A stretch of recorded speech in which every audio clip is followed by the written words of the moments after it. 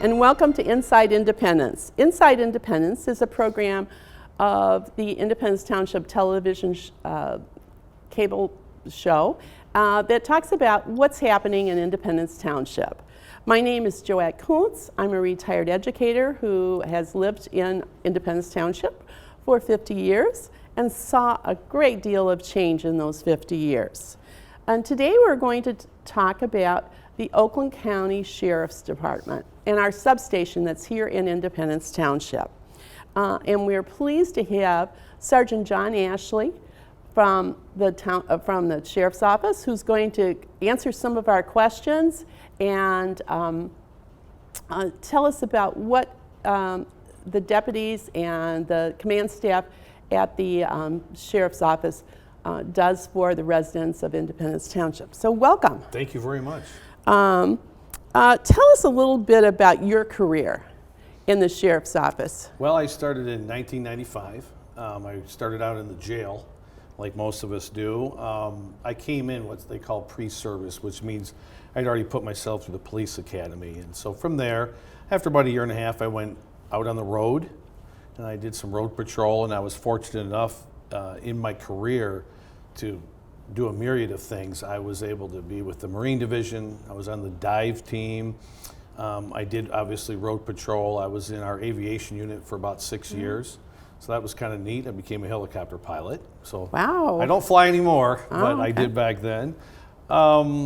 Did a little short stint with traffic unit in Rochester, and my last part before I became a sergeant, I was a school resource officer in Rochester. Okay, so wonderful. I got to do a lot of things. Yes, you did, yes. And there is a lot of opportunities there. Oh, tremendous opportunities, excuse me. Well, we know that the substation is behind the fire department off of Citation Drive. Correct. And tell us why a resident of Independence Township might want to visit your office. Well, they could come over to our office for a bunch of things, to make a report, to drop off lost items they may have found. They can also drop off any medications, unused medications. We have a drop-off box that if you have maybe a loved one that passed and you have all these meds and you don't know what to do with them anymore, bring them. We can dispose of them properly. I've done that with a relative, and basically I just put it in a bag, and I came to the window and Yep. it said, I have these meds. She came, took them, put them in the box right in front of me, a bag and all, and Yep. so it was an easy out, and thank you for doing that. Painless, yes. The only thing that we ask is you don't have anything that has liquids, because Right. we can't do anything with the liquids. So any pills or stuff like that, they just take them and dispose of them. Yeah. Well, so as we drive around Independence Township, and every so often we'll see a patrol car behind us, and then the red lights go on. Now, Yes. there's a lot of things that could be going on here. Correct. But tell us what we should do. First of all, don't panic. We might not be coming for you. We may have gotten an emergency call that we have to get there as quick as we can. But the best thing you can do is pull over safely. We've had people that maybe get too nervous and they don't know where to go, or they slow way down the roadway. All we do is we ask that you pull off into a nice area and then just get out of the way, and if we have to go around you, we do. So that's about it. Well, what if you pull up behind me? So if I pull up behind you, there's probably a reason why I might be stopping you, and it could be a whole bunch of different reasons. But again, don't panic. What we want you to do is we want everybody to be safe, including the officer and anybody in the car. So if you're by yourself, just sit there, have your hands on the steering wheel, have your window down as we approach the car, and then just let us know that, like, if you have a CPL license, and if you might be carrying a weapon with you, just let us know right off the get-go. Or if you have a CPL, say, hey, I have a CPL, but I don't have my weapon. That just lets the officer know that there potentially could be a firearm in the car. Doesn't mean that we have to do anything about it, though. Okay. Well, I know that it's like, I always want to, where's my registration? Oh, it's right there in the glove compartment. And then Then everybody wants to jump in and go Yes, get yes. it right away. So just basically put your hands, talk to the officer, and then he'll tell you what to do. Exactly. Okay. And we'll probably ask you for license, registration, insurance. Okay, so have those with you. Yes. And last week, the Clarkston News had a big article on that, and I think almost a page and a half. So that's another place that you could get information. We're really fortunate to have our deputies assigned to Clarkston schools. Correct. And, unfortunately, after yesterday, we all know what deputies had to face yesterday and how exemplary they were. But talk about what happens in the school setting. Here at Clarkston High School, there's deputies, and I'm not sure if the middle schools I know have them. I'm not sure if the elementaries. 3 school resource officers that are assigned to specific schools. And what they are there for is to maintain security of the school. And they interact with the kids in the school. We have 2 of them that actually have comfort dogs. Oh. Which is another thing our department has, initiated, Embraced, which is great. I think we have 13 so far. And so what is a comfort dog? Well, it's a comfort dog is the officers have the dog that go around the school with them, especially in the schools. And if a child or somebody's having a particularly bad day or whatever, they might be able to cuddle with the dog, or the dog does help calm the person down. I mean, they're really great with that. They're stuff. not necessarily police dogs. No, they're not. They're comfort dogs. That is correct. So they don't do any police work. Okay. They work for treats. Oh, okay. So I have to ask this question. Does a comfort dog live with a policeman? they do. They Oh, go okay. home with the police officer. Okay. Yes, they do.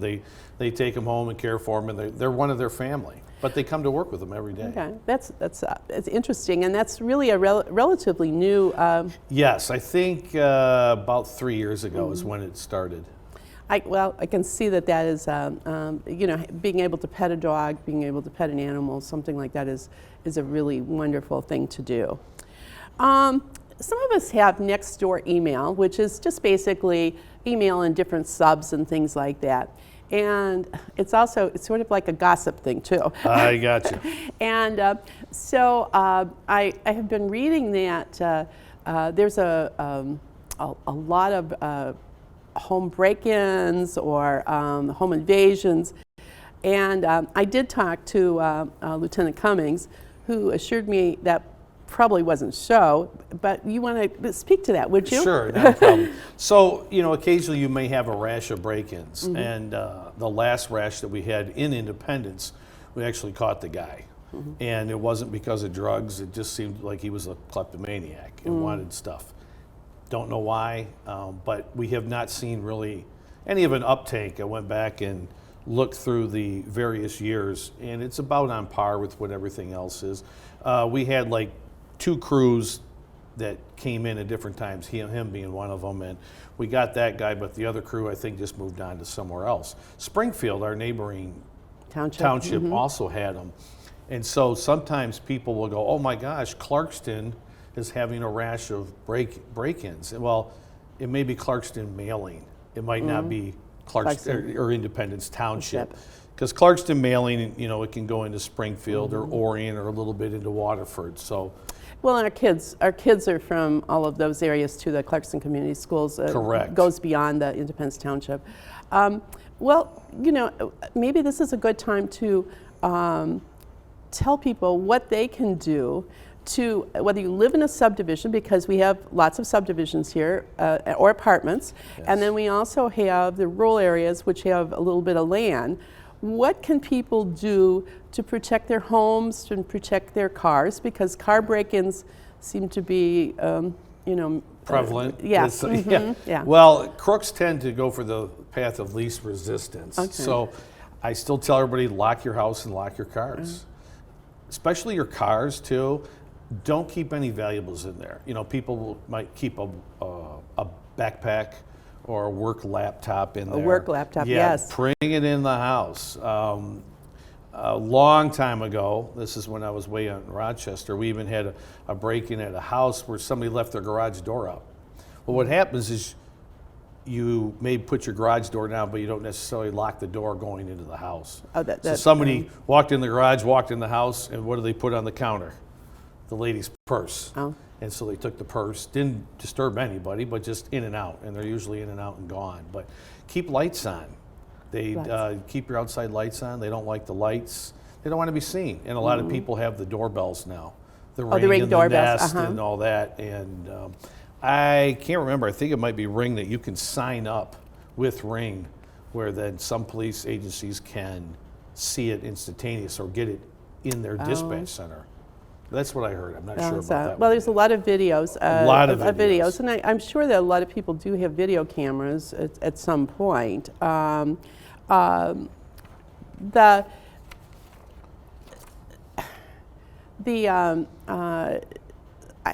just read on Nextdoor this morning, somebody came to the door, knocked on the door, said they were from Medicare. So we get a lot of scams too. Correct. And I mean, she didn't open the door, but she'd never heard of Medicare coming to the door. So can you just talk a little bit about scams and people, what should you do with people at the door? Well, they're always coming up with different scams. First of all, ask for some ID. Go with your gut feeling. Most of these companies are not coming to your house like Medicare or roofing companies or anything like that. You might get some solicitors, but they need to have special passes. In Independence Township, we have to if you're wanting to sell us something, Correct. They have to be licensed or registered with the township. That is correct. And we do a background check on them, and they have an actual license that they can show you if they are. But if you don't know who they are, don't answer the door, and you can call us. Let's talk a little bit more about scams, because a lot of them come over the phone. Correct. Any suggestions for what we do if it's Grandma, I'm in jail in Ontario. Yes, that seems to be the biggest one, and you have to wire money or you have to go get gift cards. No, that doesn't happen. Police departments do not call people, or they don't solicit people like that to send money over the wire. Gift cards is a big. Oh, that's such a huge thing. Do not buy a gift card. Do not go and get a gift card at all to help somebody else out of a jam, or the IRS is not going to come after you because you owe funds or whatever it might be. Yes, just if it doesn't, the smell test sort of, if it doesn't Correct. Smell right, don't do it. And you can always call. You can always call the substation, actually, I believe, right? Yes. You would not want to call the substation if somebody was breaking in the house, but if you have a question about maybe a scam on the phone. Sure, you can always call us. That's fine. Yeah, the non-emergency number, give us a call, and we'd be glad to look into it or tell you, yeah, that's a scam that's been going around. Right, and if it's a dire emergency, it's 911. Correct. So we have something we're going to put up at the end, and it's called a suspicious activity report. So sometimes you see something and you think, that doesn't look right, but then I think, oh, I'm not going to call the police. They'll think I'm a busybody. But talk about that suspicious. Well, it's funny when you talk about suspicious activity or something. The first thing that we always get is, I hate to bother you, but that's our job. Our job is to come out and check those things out. I'd rather come out 99 times and it be nothing than actually, it's something that we have to react to. So that's not a problem at all. You can always fill it out online, or you can call dispatch and we can have a car come out too. Okay. So a lot of people don't necessarily want to call dispatch because of the same thing you were talking about. I don't want to bother you, but if you want to do the activity report, you can do that. Yes, and there is a number. There is a number for the substation. I think you will find it in your phone, not phone book, but online. Online, yes, that is correct. So, I hate to say this, but you always need additional staff, or you're always, the police have taken a hit, I think, not necessarily our police department, but over nationwide. And And yet, there's many brave men and women in the police department. Yesterday, we saw Correct. many of them, I shouldn't say two of them, that were helpful. Well, they handled the school situation correctly, I guess. But how do you? What are you looking for in a policeman? Well, a police officer is, first and foremost, I always tell people the best weapon that you have as a police officer is the ability to talk to people. You have to be able to communicate. We train for all those other scenarios. We train to go into the schools. We train to do traffic stops. But you still have to have the ability to talk to somebody, because that can also either escalate or de-escalate a situation. And we deal with a lot more mental health problems now too that are out in the public. So if you just have the ability to talk to somebody is huge for what I think police work and where it's going. So, we have someone that might be interested. What would be the first step?